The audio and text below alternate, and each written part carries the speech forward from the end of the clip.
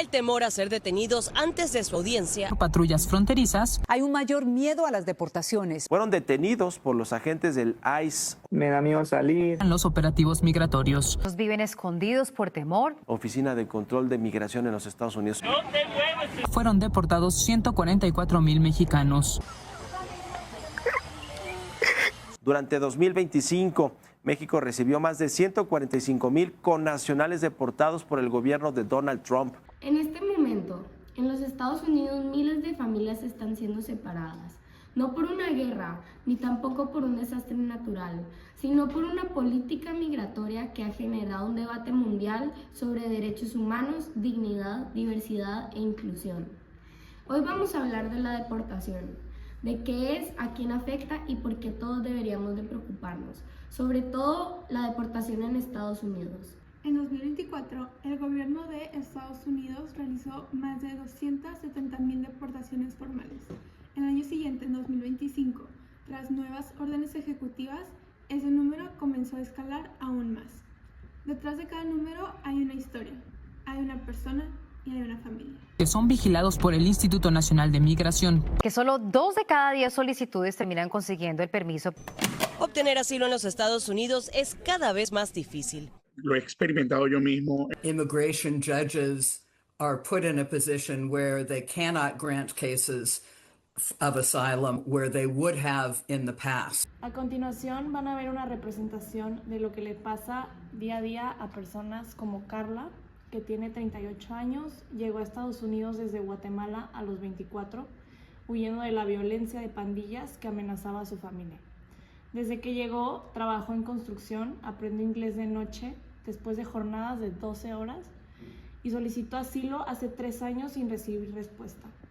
Tiene 2 hijos, uno nacido en Guatemala que trajo consigo, y una niña de 7 años nacida en el suelo americano. Es una persona trabajadora, responsable y profundamente arraigada a su comunidad, pero el sistema lo trata como un número en una lista de deportaciones pendientes. Diana tiene 35 años, es de origen colombiano y llegó a Estados Unidos con tan solo 18 años con una visa de estudiante que posteriormente convirtió en residencia permanente. Gracias al apoyo económico de su familia, hoy trabaja en recursos humanos de una empresa mediana y lidera iniciativas de diversidad e incluso en una organización. Aunque también es migrante, su trayectoria fue muy diferente a la de Carla. Tuvo documentos, tuvo recursos y tuvo privilegios que muchos no tienen. Su personaje en esta historia representa a quienes desde una posición más cómoda deben decidir si se involucran o si miran hacia otro lado.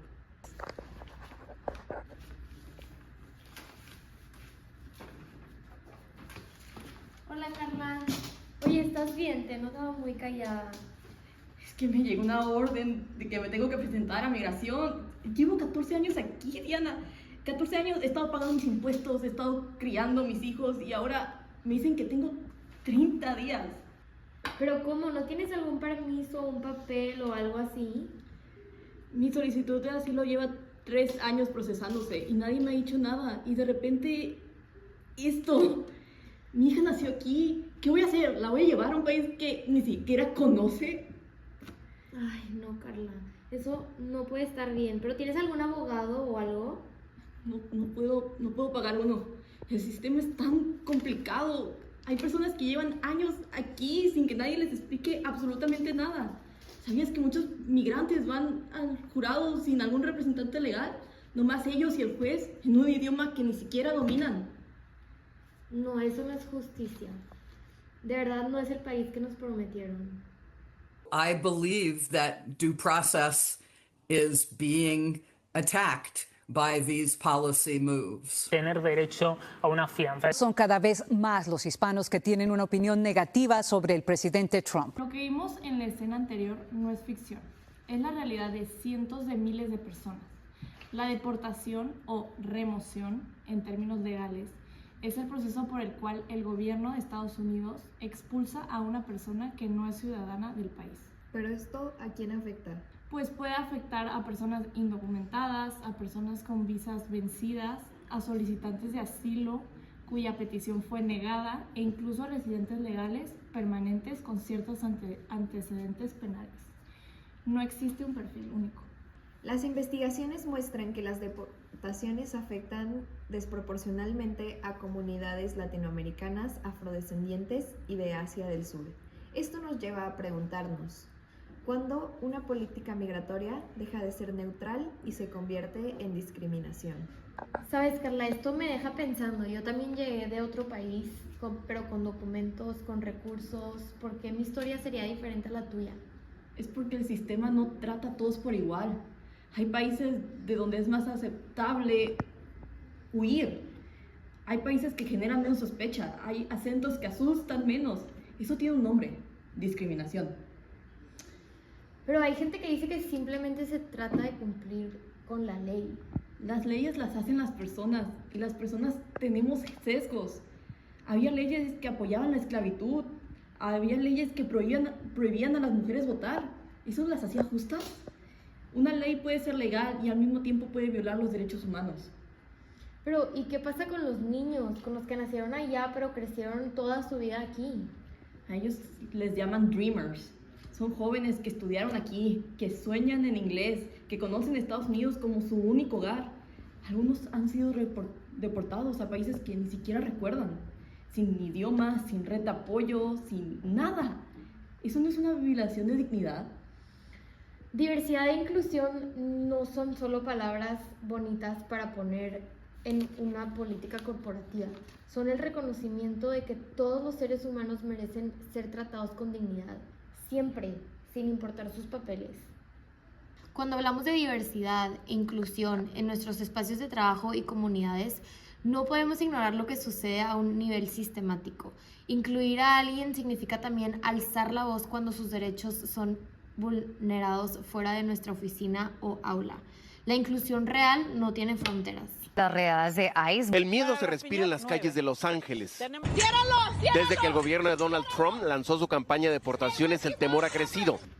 ¿Sabes qué? Ya me decidí. No sé qué va a pasar conmigo, pero callar no es una opción. Hay organizaciones que ayudan, hay abogados pro bono, hay comunidades que se organizan. Nadie debería pasar por esto solo.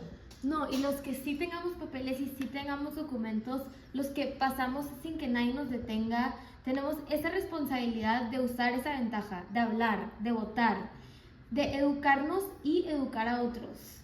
Porque una injusticia como esta hacia uno de nosotros es hacia todos. No importa de qué lado de la frontera naciste. Los derechos humanos no son opcionales. Esto yo lo cargo todo el tiempo. Por temor a los operativos de inmigración. Traigo mis documentos en regla y todo, y que pues me pase algo así, sí me da miedo. Nos andan persiguiendo como que fuéramos animales. Lo que predomina es el miedo. Violan nuestros derechos. Estamos con el pendiente de que nos agarren. O que me maltraten, me agarren como hasta como un criminal, por decir así. Esto que pasa en Estados Unidos no solamente pasa en esa parte del mundo. Personas están siendo expulsadas de países en todo momento, todos los días y a cualquier hora. La deportación no es solo una política migratoria, es una conversación sobre quién merece ser visto, quién merece ser protegido y a quién decidimos ignorar. En un mundo que afirma valorar la dignidad y la diversidad y la inclusión, debemos de preguntarnos, ¿nuestras acciones realmente reflejan estos valores? Infórmate, habla con tu comunidad, apoya organizaciones que defiendan los derechos de los migrantes. Toma acción y recuerda, la empatía es el primer paso hacia la justicia. Gracias por ver este video. Si llega a pasar algo, no te asustes, no llores. Uno nunca sabe si uno regresa con los hijos. I'm scared that that's my mother and my father. Me duele hablar de esto. No somos criminales.